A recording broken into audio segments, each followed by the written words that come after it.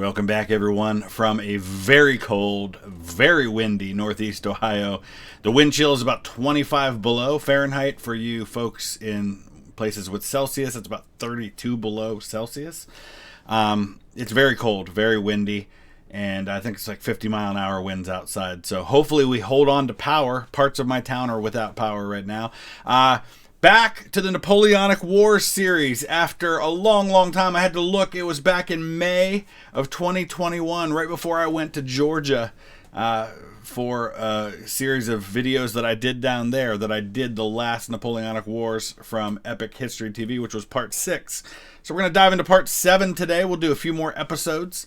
Take another little break. Not that long of a break next time. If you would do me a favor, I'm trying to get to 10,000 followers on Instagram and unlock some new things that you can do on Instagram once you hit 10,000 followers. We're at a little over 8,000 right now. So you see the link right there on the screen, instagram.com/vloggingthroughhistory. If you use Instagram, please consider following me on there. Anytime I travel, including my upcoming trip here in a few weeks back to Europe, I will be posting a ton of pictures and some videos as well, so you can check those out on Instagram.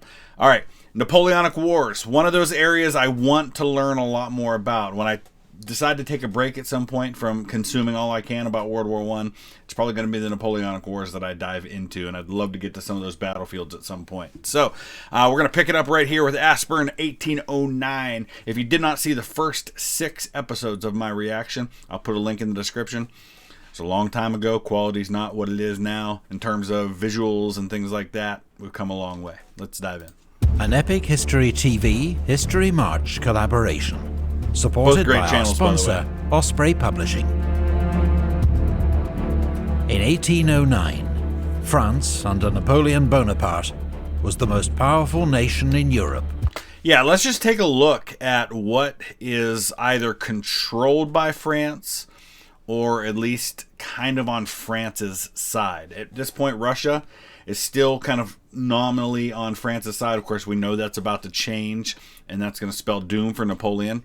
But the Duchy of Warsaw, you've got, remember, this is a time when Germany is still not a complete kingdom. It's a bunch of smaller states: Westphalia, Saxony, Bavaria, Württemberg, and then, of course, you got the Kingdom of Holland, which I think is part of the Habsburg Empire at this point, but I could be wrong about that. Italy and Naples are separate nations, so Italy's not united at this point. Spain's but the French problem. Emperor's invasion of Spain and Portugal the previous year had failed to deliver the easy victory he'd expected. And with many of Napoleon's best troops and commanders now tied down in Spain, an old enemy prepared to challenge France once more.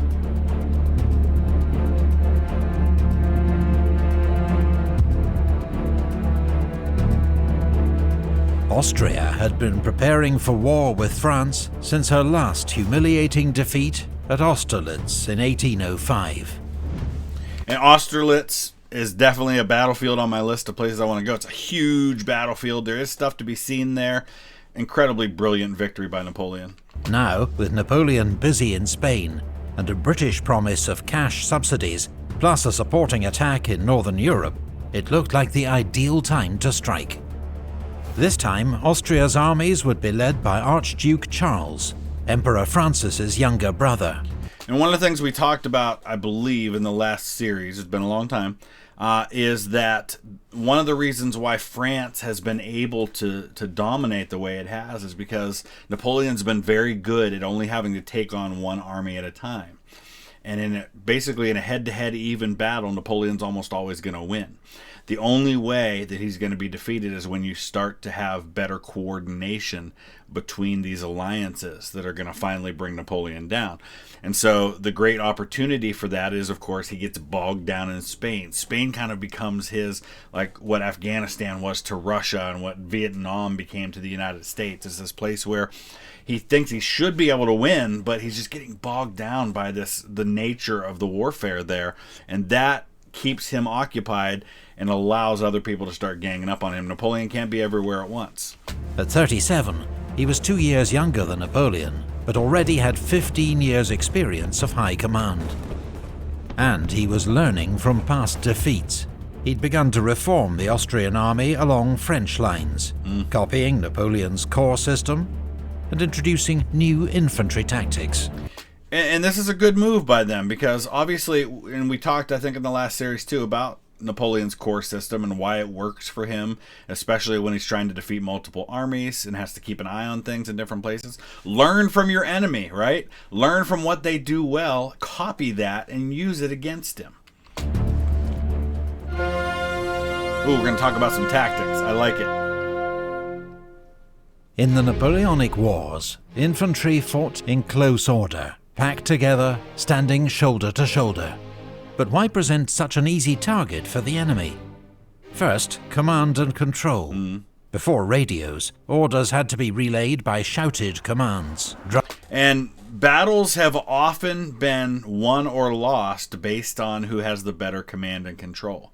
Sometimes it's not about having more men, having better weapons and better firepower, or even better tactics. It's who can hold their army together, who can coordinate their army better. Think about battles all throughout history. Great examples, the Battle of Hastings. William the Conqueror should have lost the Battle of Hastings. It came down to command and control. That's why he won that battle. Drums or bugles, difficult enough in the smoke and din of battle, almost impossible if troops were scattered. Second, firepower. Smoothbore muskets were inaccurate beyond about 80 yards. So smoothbores, for those who might not be familiar with these sorts of things, smoothbore just means that the inside of the gun is smooth. Rifling, which is these grooves that kind of spin the projectile as it goes out, when you spin it, it stays more accurate. And that's why there's a difference between a rifle and a smoothbore. A rifle is going to be more accurate. There were rifles at this time. They were just not widely used, like, say, in the American Civil War, where pretty much all of the Union troops had rifles and a good bit of the Confederates as well. The volley fire, firing en masse, was the best way to inflict physical and psychological damage on the enemy. Third, morale. Soldiers were much more willing to advance into danger or hold the line if they did so together as a unit, urging each other on. Fourth, defense against cavalry. Scattered infantry were easy targets for horsemen. Only by sticking together could they fight them off. So you'll see, say, at the Battle of Waterloo later on, where this defense by forming squares against cavalry is key in that. And we'll talk more about that when we get to that point. The big challenge with forming squares as infantry is that you're very vulnerable to artillery because of the way that you're massed. So you're giving up one thing in order to gain another. And so who can do this at the right time and do it effectively, that's a lot of times going to determine who wins a battle. The basic tactical unit of infantry was the battalion. A French line battalion had, in theory, 840 men, but in practice, nearer 500 to 600. Our example here has 605 men, a typical strength for a battalion on campaign. The men were divided into 6 companies, 4 fusilier companies, and 2 flank companies. On the right, the grenadiers, made up of the tallest, strongest men, often detached to form elite all-grenadier units. And on the left, the voltigeurs, specialist light infantry used for skirmishing in front of the battalion. Skirmishers moved independently, used cover, and fired at will to harass and unsettle the enemy. I love that they're showing all this because I think sometimes people get the idea that basically you just have one type of unit and you're marching in as a type of unit. But by this point, they're really specializing this, right? So like even in the American Civil War, your skirmishers are typically just going to be like one company of your regiment. So there's really no difference in terms of their weapons, in terms of their experience, in terms of their training than for anybody else. And the next time a different company might be the one that is skirmishers, or an entire regiment might serve as skirmishers for a larger, like a division or something. Here they've got specially trained people whose job it is to do this, and that's very effective. While preventing enemy skirmishers carrying out the same task. Most armies also had specialist light infantry units for this role, such as the British 95th Rifles, French Chasseurs à Pied, and Austrian and Prussian Jaeger battalions. And the French chasseurs, light foot infantry, basically, are things you're going to still see into World War I. In fact, I did a video I haven't uploaded yet because I kept pronouncing chasseurs wrong, because the word chausseur, I think, means shoes or something. So I kept pronouncing it wrong, so I'm a little embarrassed to upload that one without at least putting some kind of a disclaimer at the beginning, recognizing that I kept pronouncing the word wrong. But it's a really cool story about a unit of chasseurs under a guy named Colonel Driant. The traditional battlefield formation was the line. All companies formed up alongside each other, 3 ranks deep. Line formation maximized the number of men who could fire their muskets at the enemy, and limited casualties from artillery fire. Why? Because there's only 3 in a row, right? A lot of artillery at this time is solid shot. So if you got 5 or 6 guys deep, that solid shot could potentially go through all of those guys and kill 5 or 6 guys. Only having 3 rows deep, like he said, minimizes the number of casualties that you're going to get from those kinds of things. And let's keep in mind, too, that when we're talking in the 19th century about artillery, a lot of us have this idea, because it's how it's done in the movies, of artillery hitting the ground, exploding, and shooting guys up into the air. That's not the way artillery was meant to work. It was meant to, like in the Civil War, because Civil War is what I know, right? So, and they used a lot of the same tactics and had a lot of similar weapons to Napoleonic Wars. They had timers on these explosive weapons, and they were timed preferably to explode above the target and rain shrapnel down on them, not to hit the ground and then explode up, because that's going to minimize the effectiveness of it. But it was extremely vulnerable to cavalry if it could be outflanked. And even for well-drilled troops, it was difficult to keep the line straight while advancing across broken ground. I like how they're showing the strengths and the negatives of this formation. I'm sure we're going to get other ones too. So for maneuver and attack, battalions usually formed a column of divisions.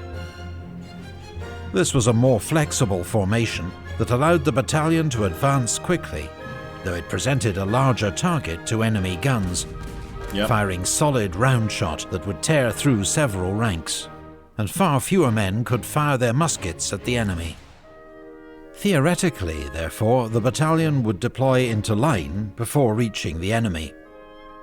But carrying out this slow maneuver under fire wasn't always possible or sensible. So some commanders kept their men in column, relying on momentum to break the enemy line. This was a risky tactic that often worked against raw troops, but led to high casualties when facing better trained infantry. Especially if they've got guns right near that front line, right? As soon as you get close, they can really blast some holes through your line. Like British redcoats. A column could be closed up quickly to provide protection from cavalry, or if there was time, could form a square. With bayonets fixed, the battalion formed an all-round defence that often resembled more of a rectangle. Enemy cavalry could surround the battalion, but not break in, as horses won't charge a solid wall of men and steel. But an infantry square was extremely vulnerable to artillery fire, and could only move very slowly. Changing quickly and smoothly from one formation to another, especially under fire, required training, practice, and experience. And so here's where Napoleon's got a problem, right? As the wars progress, as time goes on, the training level of his armies is going to be less, right? Because you have to keep rushing men into the field because you keep losing men. So the army he's got, say, in 1805 is not the army he's got in 1810 or 1812. And so performing these maneuvers quickly is life or death on a battlefield. In 1809, the Austrian army began to use the battalion mass formation. Crude, but more suited to hastily trained conscripts. There you go. So here's a recognition. Listen, we've got to rush these guys into the field. They don't have the training to perform some of these really intricate maneuvers. So what can we do that works? Have you ever seen the movie We Are Marshall? this is a sports analogy, I know, but in We Are Marshall, they lose the entire football team to a plane crash. And so they're getting in a lot of guys that are raw, new recruits, a lot of freshmen, a lot of people that are recruited from other sports that don't have a lot of training. So they start going about figuring out what's the simplest offense we can run that these guys can be effective with. Same kind of thing here. We've got raw recruits. What can we do to maximize the effectiveness of guys who aren't going to have the intricate training to do some of these difficult maneuvers? And that's what Austria comes up with. This was a dense column with limited firepower and huge vulnerability to enemy cannon. But it could quickly close up to repel cavalry using the same principle as the square, but without the complex drill, and was much more maneuverable. Napoleon, warned by his spies that Austria was preparing for war, left Spain and raced back to Paris. And this is what I say and say and say again, right? Napoleon can't be everywhere at once. So he's in Spain trying to deal with Spain. Well, now he's got to go bounce over to Austria and deal with that. This is why it's so important for him to be able to trust his marshals, the guys that can fight on his behalf. And he's got some really good ones, but he also has some that maybe he can't trust so much. Arriving on the 24th of January, 1809. The French army in Germany, commanded by Marshal Berthier, would need urgent reinforcement.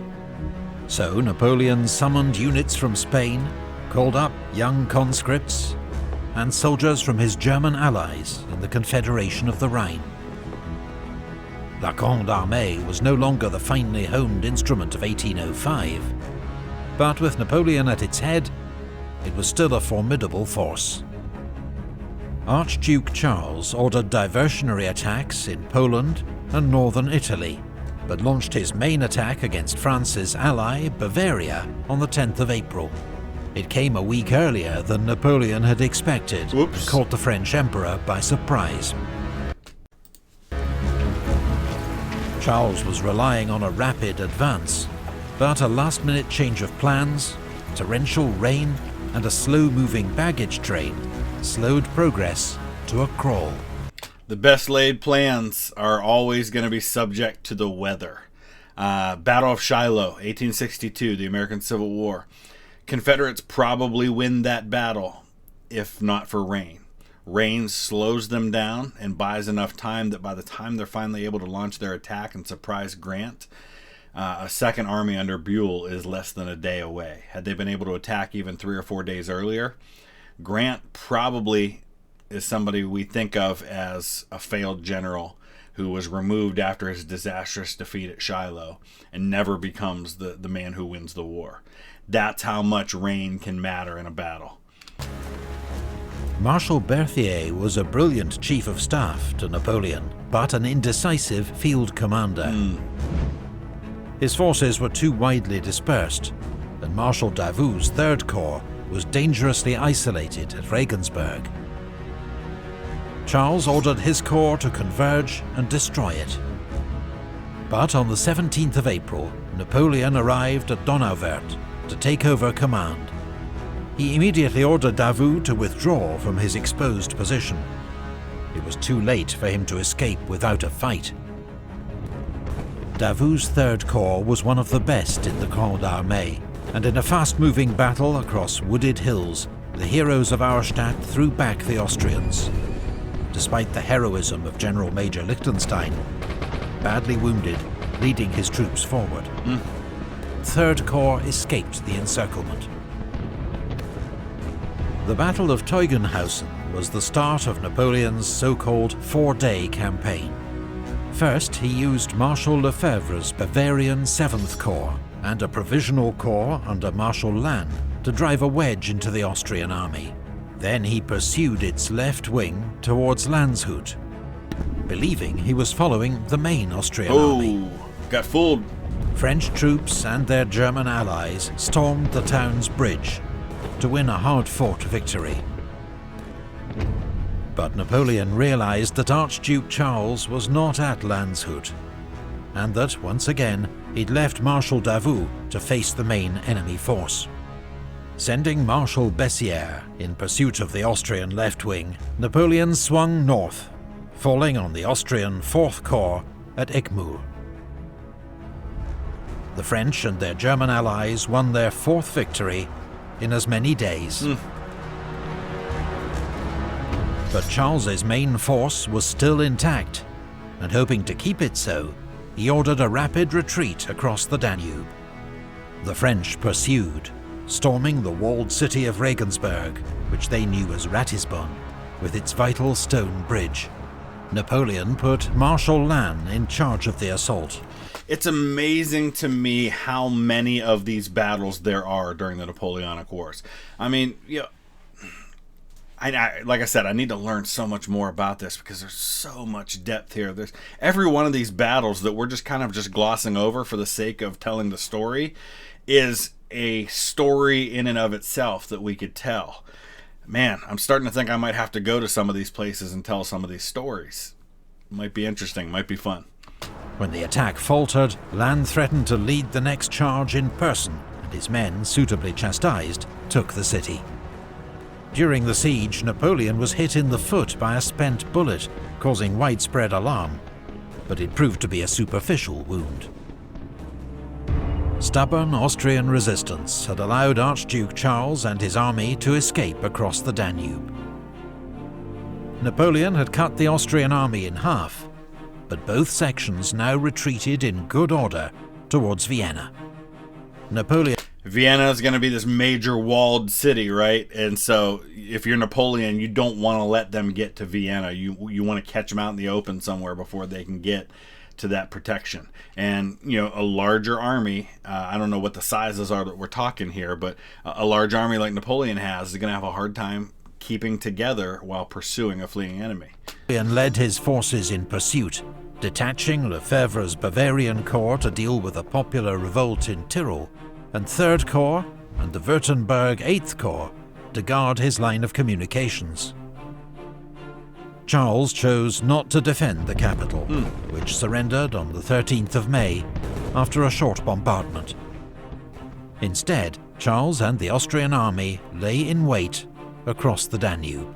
Interesting. Napoleon decision. was now down to 80,000 men, facing 110,000 Austrians. Charles's army had fought bravely and well throughout the campaign, but Napoleon still had a low opinion of Austrian troops and decided to attack.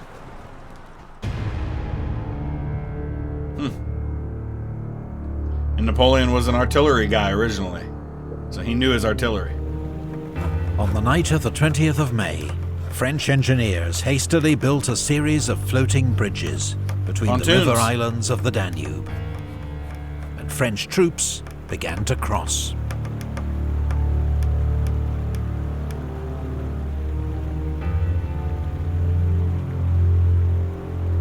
By noon the next day, Napoleon had most of Massena's 4th Corps and his cavalry across the river, about 24,000 men and 40 guns. So he's got about a third of his army across. If I'm the Austrians, this is when I attack, right? You want to try and make get the largest advantage that you can. Give yourself the best odds. You got 110,000 men. He's only got 24,000 across. Hit him now. Holding the villages of Aspern and Essling. Napoleon expected the Austrians to retreat once more, and that he'd only face a rear guard.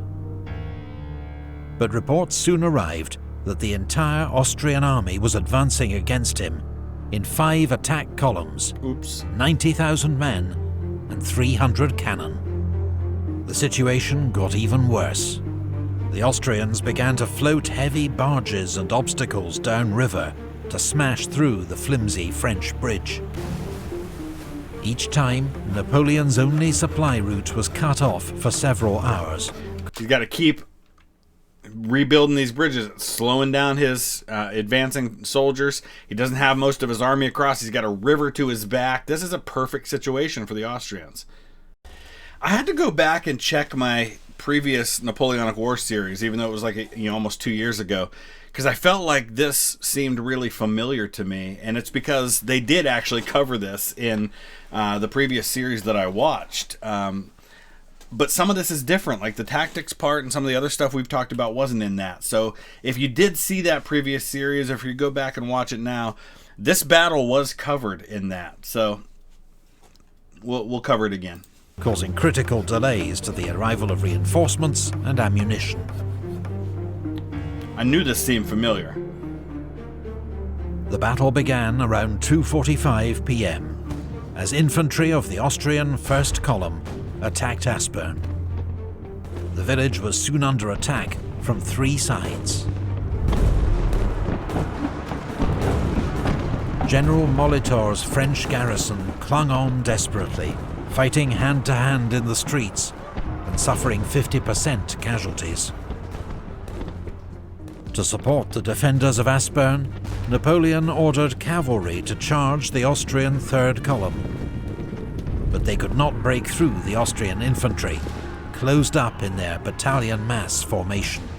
There's those mass formations that they're using with these new troops. And you know, something about casualties. We hear these 50% casualties, and this was a really common occurrence in the Napoleonic Wars, in the American Civil War, in World War I.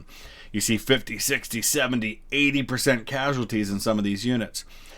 Today, in modern warfare, if a unit took 10% casualties, we would consider that a bloodbath, and that would be horrific. This was commonplace for them, and they accepted that as being a part of things. At 6 p.m, Archduke Charles ordered General Bellegarde's Second Column to take Aspern at any cost. Charles himself rode among the front ranks, urging the men forward. In ferocious fighting, the Austrians took the village. Napoleon immediately sent in newly arrived reinforcements to recapture it. About the same time, the Austrian Fourth Column began its attack on the village of Essling, where Marshal Lannes had taken charge of defences while he waited for his own corps to cross the Danube. The first Austrian assault was repulsed. The veteran French cavalry commander General d'Espagne led his cuirassiers in pursuit, but was hit by grape shot and died of his wounds. Ouch. Around 9 p.m, the Austrian Fifth Column finally... So you don't see a lot of nighttime fighting going on during these wars, just because of the nature of it and how difficult it would be to see. You don't have night vision, you don't have headlights, things like that. But you understand the Austrians' desire to press this attack, right? Because Napoleon doesn't have his whole army across, and you don't want to give up at nightfall and give him a chance to get everybody across throughout the night before you renew the attack in the morning. Arrived in position and made its first attack against Essling, which was thrown back by Lannes' troops. As night fell, firing died out across the battlefield, and men got what rest they could among the dead and the wounded.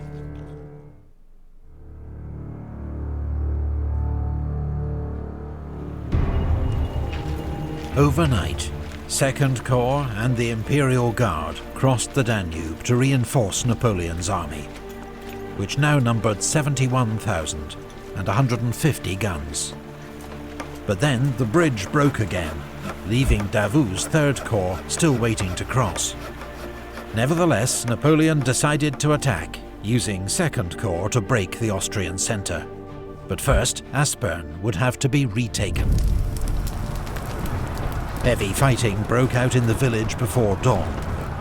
By 7 a.m, it was back in French hands.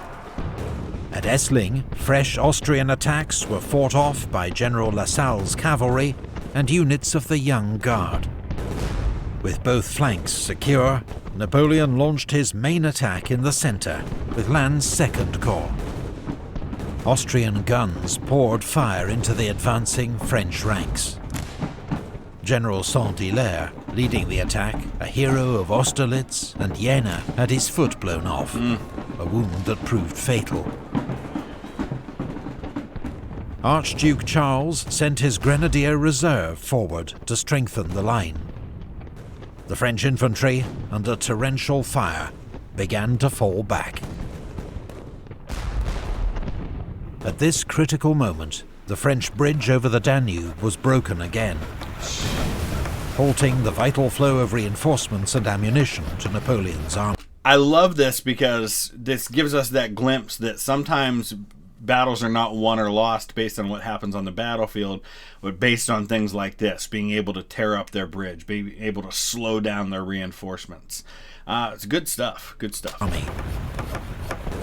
By 2 p.m., the French had been driven out of Aspern once more.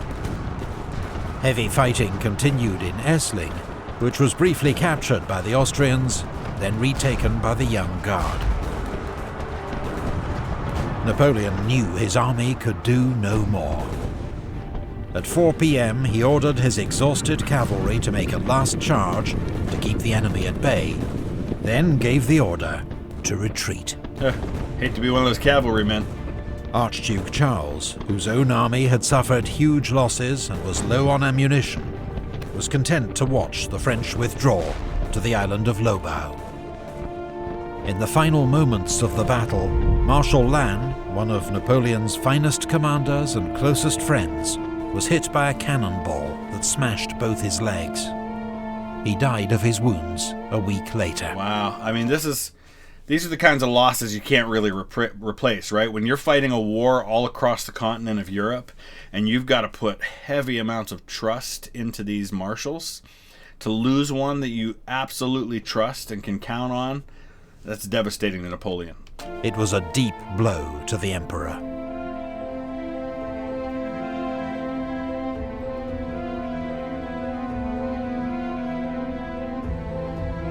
The two-day Battle of Aspern-Essling was Napoleon's first major defeat, caused by his overconfidence and hasty planning. Yep. Both sides suffered heavy losses, and Napoleon avoided a much greater disaster only because of the exhaustion of the Austrian army. And this happens in war. When you win a lot of victories, you start to get overconfident. You start to let your guard down. You start to think you're capable of more than you really are.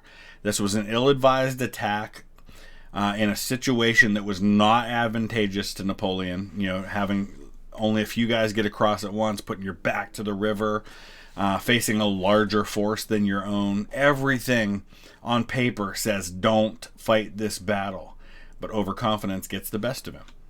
The French emperor had learned new respect for the Austrians. Under Archduke Charles, they had fought bravely, with greater confidence, organization, and leadership. Within days of his defeat, Napoleon had summoned reinforcements to join him on the Danube, and begun planning his revenge.